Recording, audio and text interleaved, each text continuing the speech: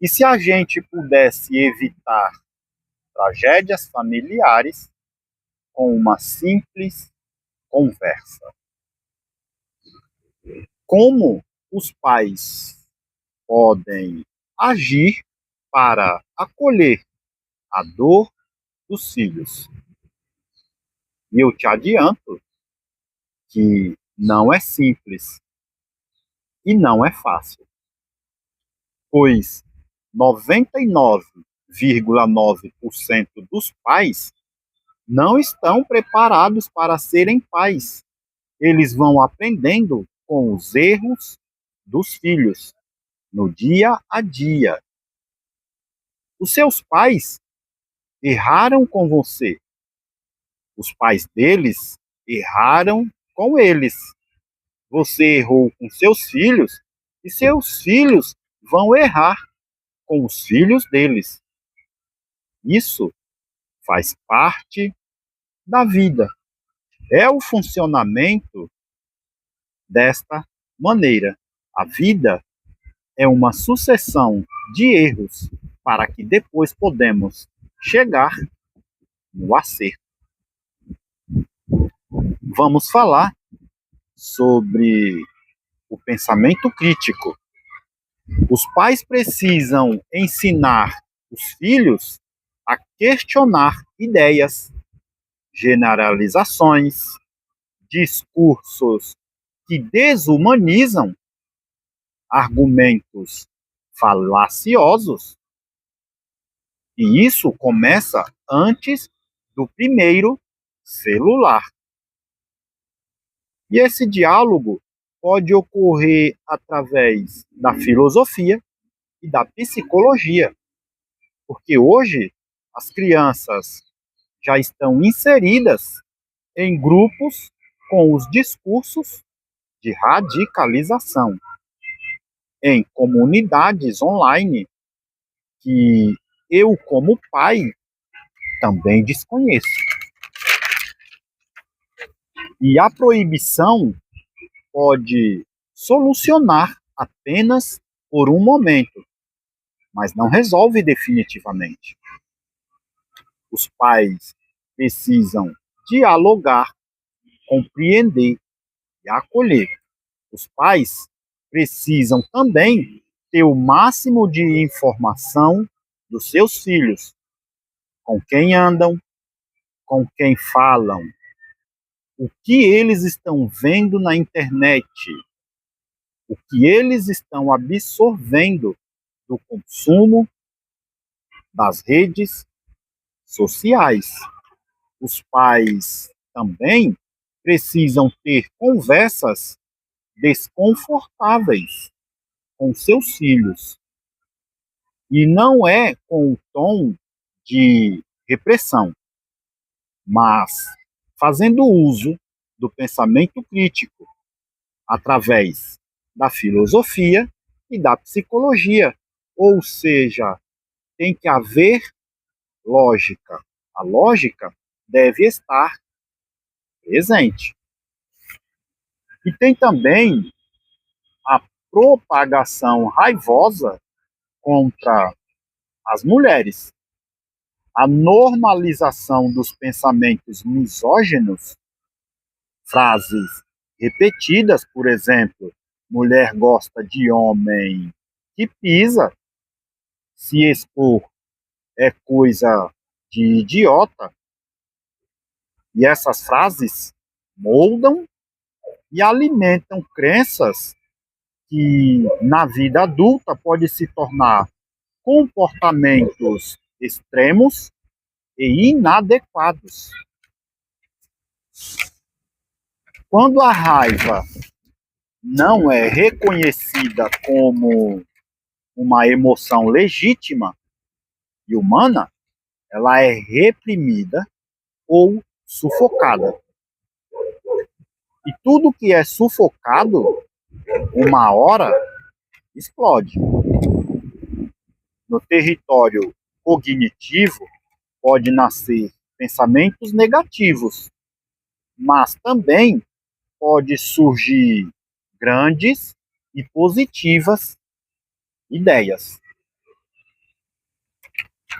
Ainda na conversa desconfortáveis, na vida, ninguém é bom em tudo. E isso faz parte do crescimento.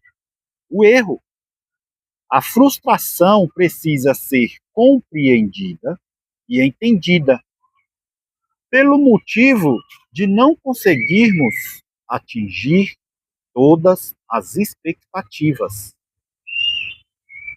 A gente aprende a lidar com a frustração ou a gente vai ter que aprender a lidar com ela da pior maneira possível.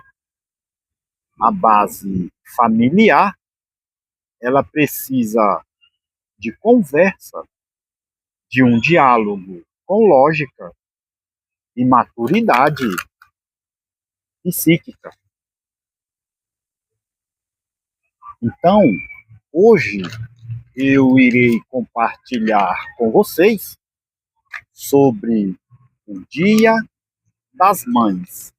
O relato é de uma mãe de 69 anos de idade que tem 3 filhos e 2 destes filhos disse que ela é uma mãe tóxica e um outro desses filhos está vivendo no presídio.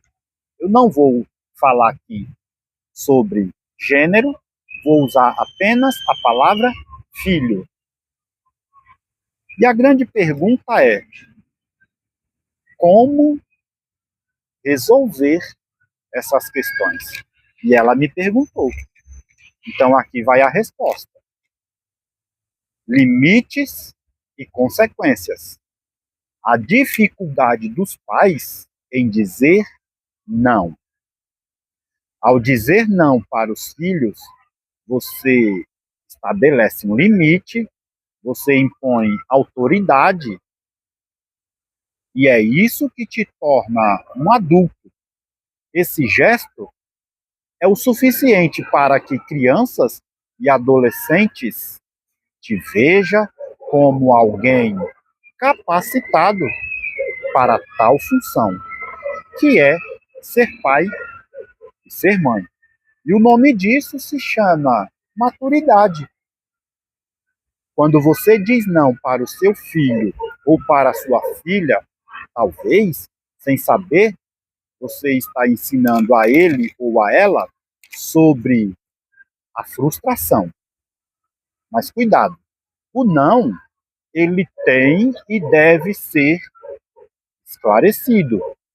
Pois quando você explica o motivo, você contribui de uma forma saudável para o desenvolvimento infantil.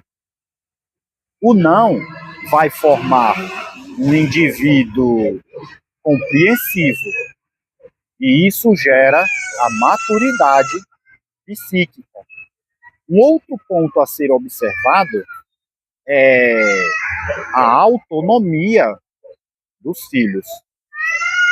Conforme os filhos vão crescendo, é fundamental que seja dado algum tipo de poder, no sentido de que os filhos sejam capazes de decidir, de tomar pequenas decisões e, junto com o poder também de decisão, haverá as consequências.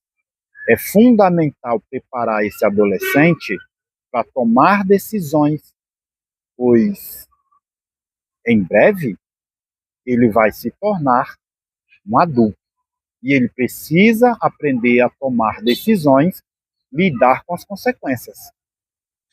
E eu não estou aqui dizendo que pai ou mãe deve ser permissivo ou submisso. Lembrando que pai e mãe não pode ser amiguinhos de seus filhos, pois isso não gera os valores humanos. Tem gente que não aceita o fim do namoro, tem gente que não aceita o término do casamento, tem gente que não aceita a demissão de uma empresa, tem gente que não aceita o fim de uma união estável, tem gente que não aceita os limites que já estão estabelecidos pela própria vida. E tem também a compensação, porque é muito comum pais terem que trabalhar muito, e isso tira um pouco da presença desse pai ou dessa mãe para com esta criança, para com este adolescente. E tem pai e mãe que vai entrar naquela máxima de que eu preciso fazer tudo pelo meu filho, eu preciso dar de tudo para o meu filho. E é aí que começa o transtorno. Tem pais que agora quer dar para os filhos tudo aquilo que não tiveram. E esse comportamento na psicologia é chamado de superproteção, porque tem mãe que ela é muito protetora, a superprotetora. Tudo para a compensação, que é suprir uma carência afetiva. E isso não é recomendado e tampouco funcional, porque é impossível um pai ou uma mãe suprir a ausência com presentes.